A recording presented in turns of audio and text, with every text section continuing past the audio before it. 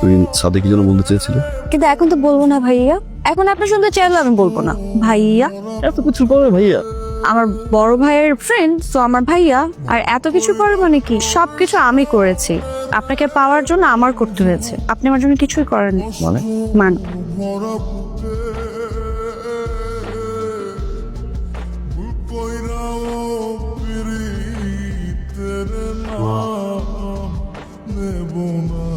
আম্মা দেখছো, মানুষের প্রমোশন হলো কপাল খুলে, আর আবেদন দেখছে ফাটছে। কেমনে পারছে কত?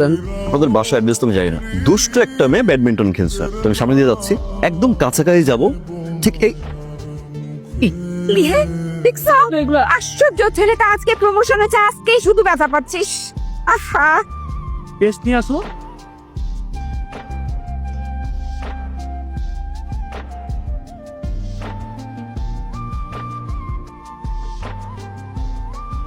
শুধু শুধু টেনশন করছো মা, নিজের খেয়ালটা রাখো না। তাহলে চলে আসো, একসাথে থাকি। হ্যাঁ মা, বিয়েটা তো আসলে করা উচিত, এবার করবো মা। পাচ্ছি দেখো, আমিও দেখি মা, যদি ছবি পেয়ে যাও একটু আমাকে হোয়াটসঅ্যাপ করে দিও। হ্যাঁ এক্সকিউজ মি, জি? আপনি কি আমাকে কিছু বলতে চান?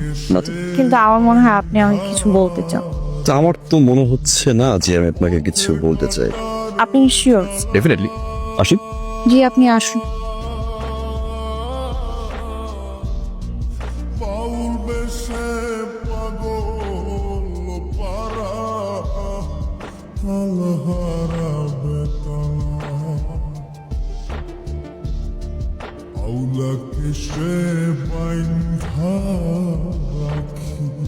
আমি আপনাকে কিছু বলতে চাই।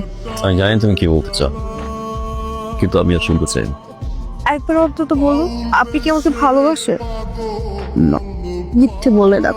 আমি এমনই একটা আনলাকি যে কেউ একজন আমাকে ভালোবাসে অথচ কোনোদিন হইলই না। তবে আপনি একটা কথা জেনে রাখুন, আমি আপনাকে অনেক ভালোবাসি। আপনি কি একটা মানুষকে আমার হাতটা ধরবেন?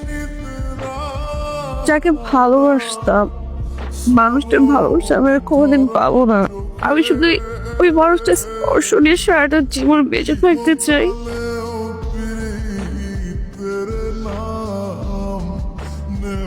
মিমি, নটা পর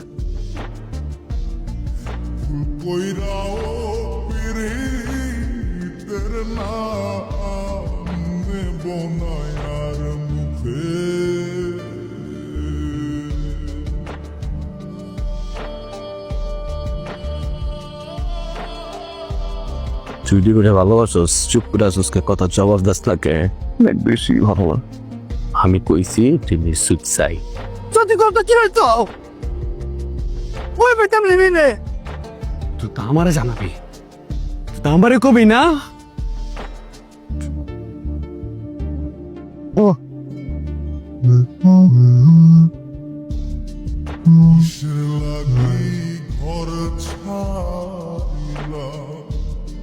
দোষের ভাগ